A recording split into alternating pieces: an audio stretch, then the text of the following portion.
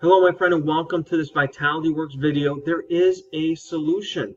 And my name is Kyle Payne. And again, I started this community with the sole purpose of helping people just like you solve your ego's thinking problem. Because I've been fascinated with anything that has to do with the mind ever since I've been a little kid, especially how fear triggers our ego into its thinking and ultimately its problem, and all the problems that we face as a result of that thinking.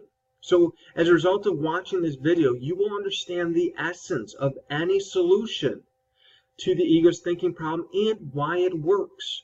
So what is the essence of any solution to the ego's thinking problem? Well, the truth is anything that causes us to override our default reaction to fear, which is, again, to become defensive so we can survive, and leads to behavior like self-seeking, selfish, and dishonest behavior, and shifts our mindset to a new mindset, one that focuses on being of service to others and leads to humility, other-centeredness, and honest behavior, is in fact a solution.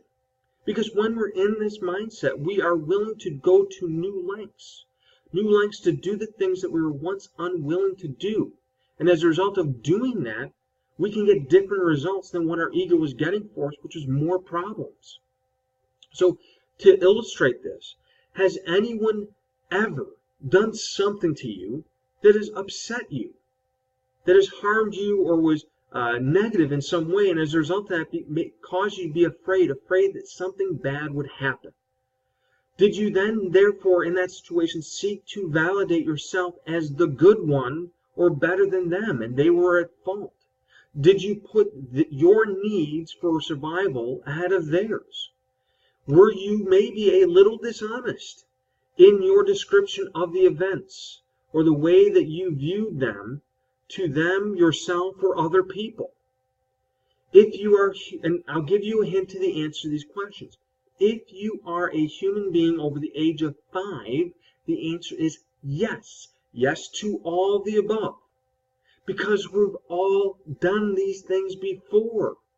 And it doesn't make us bad, it makes us human. Hence why we've all done them before as being human, if we've been around for long enough to do them. Now, in this same situation, have you ever been in a situation like this where all of a sudden you became aware of new information that you did not have before, information that explained why this person may have acted the way that they did? And it was information that indicated something tragic that they were going through. Did you drop the need to validate your viewpoints and yourself as being in the right and them in the wrong as a result of this information? Did you maybe put aside your needs so you can put their needs first because they're in a situation where they need help? Did you make a confession of sorts about things you may have twisted in your favor in order to bring into this new information into light? This is the shift that I am talking about, which led clearly to different behaviors and decisions in how you interacted with this person. So as a result of making this shift, how did the results from before the shift compare to the results after the shift? And I'm willing to bet that if you were that as a result of this shift, that you were more at peace with the situation, and that there was more harmony between the two of you, and a greater sense of being alive and connected to the person and the situation, right? So the key is triggering this shift after fear triggers our ego's thinking problem. Which begs the question, how do we bring about this shift? How do we trigger this? Well, let's revisit the situation you just explored to see what actually caused the change in the first place. Because if we understand that, then maybe we can replicate that, right? When you became aware of what this person was going through, and it was something that was tragic or tough or hard to them, it triggered compassion for them. And that motivated you to be of service to them, to help them. Because when we become compassionate for someone or something else, our natural innate desire is to be of service to them in some way to help them. But does this mean that the only way to make this shift is when something tragic happens to someone else or ourselves?